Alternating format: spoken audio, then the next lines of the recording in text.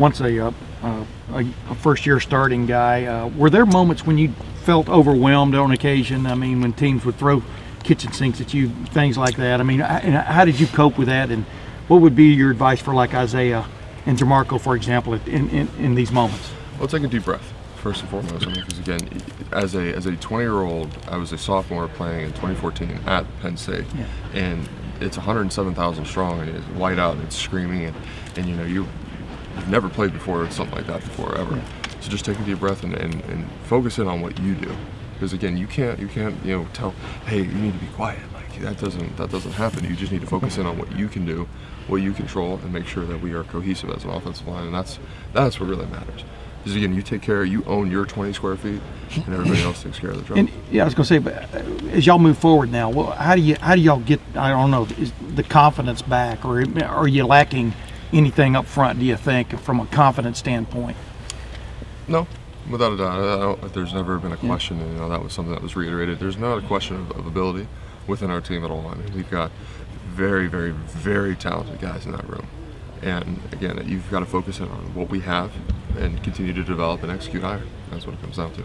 Billy, there were times when Taylor Decker was here where, when things weren't going well in the run game, he told us that whether it was Coach Warner or someone else on the sideline, he would say, hey, let's run this.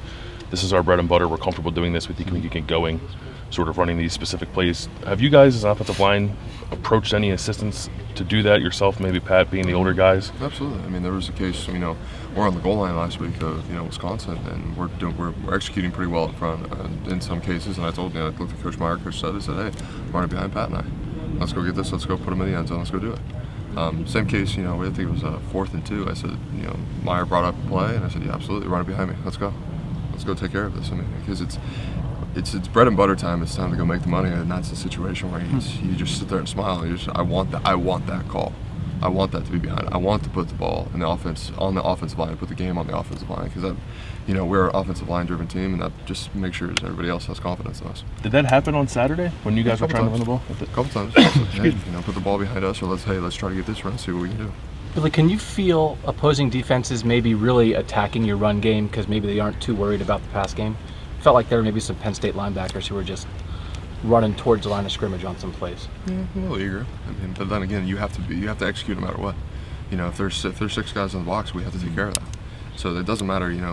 I could tell that guy, hey, I'm running the ball at you, and I still have to execute. And and our tendencies show that we're run heavy, and that's without a doubt. And there's nothing wrong with that. You just still have to execute. There's nothing wrong with that. Like, can you guys win over the course of the season, being the way you are right now, which is it feels like maybe teams aren't worried about your pass game, and they can attack the run game. You can win that way, or do you have to make them respect the pass more? Nice wording. Nice wording on that one. That we are actively making sure that we are respected in both aspects, and to make sure that teams fear both the run and the pass. And I know our coaches are doing a great job to continue to push that and to continue to develop both sides of that. Also, good party. That was very. Thanks. Thanks for that one. Billy, you guys gave up 11 tackles for loss. Ouch. Was that an aberration, a step back, or did they expose things that maybe you just hadn't corrected yet and now have a chance to? I think it presents an opportunity to make sure that we can execute at a higher level, and it presents an opportunity to make sure we get better. And things, it's the little things. So we watch film, and there's a lot of great things in there. Everybody sees 6 sacks, 11 tackles for loss, but there's still great things in there. There's execution at a very high level, just little breakdowns here and there, and that's what causes stats like that. Was it guys losing one-on-one battles, or what? If you could put your finger on one aspect of why there were so many tackles for loss, like what would it be? I never like to say that it's one thing in particular, because that's not what great teams do. You're not going to sit here and say, hey, Billy Price sucked at that. That's not, no. Okay, I had a breakdown here, but as a whole, you must understand holistically what happened and how we didn't execute at a high level, and that's how great teams continue to move forward. When you lose that game, does it make you more anxious for this Saturday to get back out there and kind of flush that? I mean, what's the feeling as you start a work week for Northwestern? Absolutely. I mean, it gives you an eager opportunity to really show and to get that chip back on our shoulder. Because you sit there and everybody talked about how young we were and how good we weren't supposed to be, and then all of a sudden, next thing you know, we're performing pretty well, and then all of a sudden now you get smacked in the face. So now it's time to really go out there and show, again, showcase our skills and what we really are about, and that's, we're looking forward to get after Northwestern.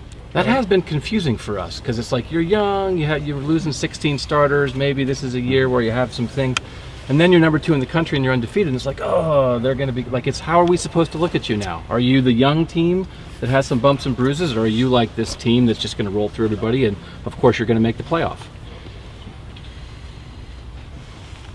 Well, He's making you think again. you are making me think, and it's not. To be honest with you, I really don't care what everybody's opinion is. I've got 105 guys in that locker room who I love and care for deeply, and I really don't care what anybody else says. Because again, you can go down. I got friends down in the SEC, and they're just like, "Oh, you guys are this, you guys are that." Well, I don't really care. I'm the one going out there and playing, so it doesn't matter what the opinion is. We are young. We are young. There are a lot of young guys in there, but they're playing well. They have to play for us, and they have to execute. And if we don't execute, that's where we have issues like this. So again, if it matters of a matter of opinion, let the birds talk. I'm okay with it. You guys are basically in the same spot for the playoff as you were before this game, that you still have to beat Michigan, you still have to win the Big Ten championship, and then you're in. Was that specifically talked about at all, that for instance, those college football playoff goals are still out there the same way they were before the loss? Well, first and foremost, our goals are not to make the playoffs. That comes with the territory. Our goal is to go out and execute and win each game every week, and to make sure we take care of the things up front. With that comes the Big Ten championship. That comes the college football playoff. That comes things later down the road. But it's not to sit here and say hey, our goal is to win the national championship every year. Let's slow down a little bit. So all of our goals are still attainable. We control our fate, and we're just going to take care of each week, and we'll go from there. Couple more questions. How did Isaiah had a tough game? How did he respond? How have you guys talked with him and to make sure that this doesn't linger? Well, we have to get better as a whole. There was a lot of things I did as well. So you can't sit here and say, hey, it was Isaiah's fault, or it was Mike Jordan's fault, or whoever, because no matter what, Coach Meyer always says, this is actually a good one. So Coach Meyer always says, if you have a bad receiver, you can go put him in the corner. It's fine. You can go leave him in the corner, don't throw him the ball, and there's no big deal. If you have an offensive lineman who's not playing well, you can't hide him. So again, it is a holistic thing. An offensive line is a single position. We must perform, at 100% efficiency. Otherwise, you have blunders and bad things happen. So you can't hide that. So we're going to get better. Specifically, Saturday near one of the crunch time plays, they ran a defensive end across Isaiah's face and ran into you, picked him up, and then they brought the linebacker on a blitz. Twisted. Yeah, and nice. And Isaiah wasn't able. I'm just looking at an example there. Have y'all seen stuff the last several weeks that are literally learning moments? I mean, for a young player, and is that one of them? Oh yeah, I've had those myself. Yeah. It's any player who's playing for us right now has been through things that makes them wake up. I mean, it's a simple case. In 2014 when I played against Penn State, there it's like, holy moly, you got to grow up now. You have to grow up now because that's what our expectations are. Isaiah is not. It's not an attack Isaiah by any means, because I'll go to war for him right now. I have no problem with it. I'm not going to sit here and allow somebody to nitpick him. He and I are we're going to get better. There's not a doubt about it. There's not Isaiah played bad, because he didn't. Yeah. He had his blunders. I had my blunders. So I can show you the play right now, and I gave up pressure. That's let's attack me. Let's not attack him. Yeah, that's what I'm saying. But it is a continuing, evolving kind of situation for an offensive line, right? Playing offensive learning. line, you continue each week. You must grow. Absolutely.